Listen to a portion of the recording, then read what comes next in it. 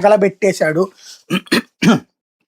రాజధాని ప్రాంతం రాయపూడి సమీపంలో మెగా ఇంజనీరింగ్ క్యాంప్లో పైపు దహనం కేసు కొలిక్కొచ్చింది. దొండపాడుకు చెందినటువంటి కాపలాదారు రాము సెలవు అడిగినా ఇవ్వలేదని సూపర్వైజర్ మీద అసహనం, పని ఒత్తిడి తట్టుకోలేక నిప్పుపెట్టినట్టు పోలీసులు గుర్తించారు. ఏదైనా ఘటన జరిగితే అదనంగా సిబ్బంది నియమిస్తారన్న ఉద్దేశంతో నిప్పెట్టాడని, కొంతకాలం తర్వాత ఆర్పేయాలని ప్రయత్నించి విఫలమైన తర్వాతే సమాచారం ఇచ్చాడని పోలీసులు నిర్ధారణకు వచ్చారు. 3 రోజులుగా అతన్ని వివిధ కోణాల్లో విచారించారు. రాము సెల్ ఫోన్ కాల్ డేటాను పరిశీలించి కుట్ర కోణం పైన ఆరా తీశారు. రాయపూడి సమీపంలో మెగా ఇంజనీరింగ్ కంపెనీ పైపులు సామగ్రి నిల్వ చేసింది. కాపలాగా సెక్యూరిటీ సిబ్బంది నియమించింది.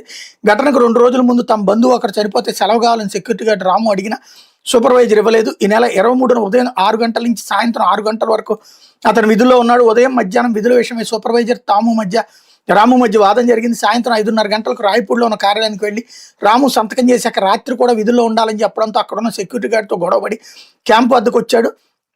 జనరేటర్లో డీజిల్ని ఒక సీసాలో నింపి దగ్గర పెట్టుకున్నాడు. రాత్రి 9:30 గంటల సమయంలో రౌండ్స్ తిరుగుతూ కార్మికుల బ్యారక్ల వద్దకు వెళ్ళాడు. అనంతరం డీజిల్ ఎండుగడ్డిలో కలిపి పైపులకు నిప్పెట్టాడు. రాత్రి 10:20 గంటలకు అంతా బాగున్నట్టు ఫోటో తీసి సూపర్వైజర్కి పంపించాడు. పైపులు కొంత కాలిన తర్వాత మంటను ఆర్పేసి ఘటన జరిగిందని చెప్తే సిబ్బందిని పెంచుతారని, తద్వారా తనపై ఒత్తిడి తగ్గుతుందని, సెలవులు ఇస్తారని భావించాడు. అక్కడే ఉన్న కార్బన్ డైఆక్సైడ్ సిలిండర్తో మంటలు ఆర్పడానికి ప్రయత్నించి విఫలమయ్యాడు. రాత్రి 10:35 గంటలకు పైపులకి నిప్పంటుకుని మంటలు వచ్చాయని మరో ఫోటో సూపర్వైజర్కి పంపించాడు. కాపలాదారు రాము తొలుత పంపిన ఫోటోను పోలీసులు క్షుణ్ణంగా పరిశీలిస్తూ కొంత వెలుగు ఉన్నట్టు గుర్తించారు.